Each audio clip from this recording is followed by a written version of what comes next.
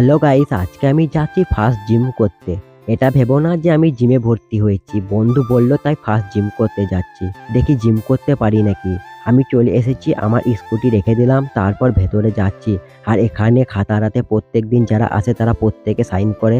দিয়ে ভেতরে চলে এলাম, দিয়ে চারিদিকটা দেখলাম, দিয়ে দরজাটা বন্ধ করে দিলাম।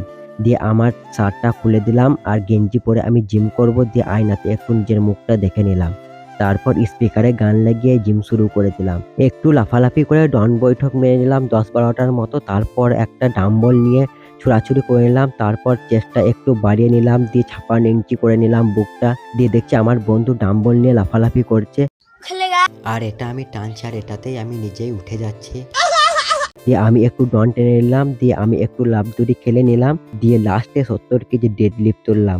দিয়ে একটু বসলাম, দিয়ে আমরা চলে এলাম বাইরে। তো আমাদের জিম করা কমপ্লিট, এবার আমরা বাড়ি যাব। তো ভ্লগটা এখানেই শেষ করলাম, টাটা।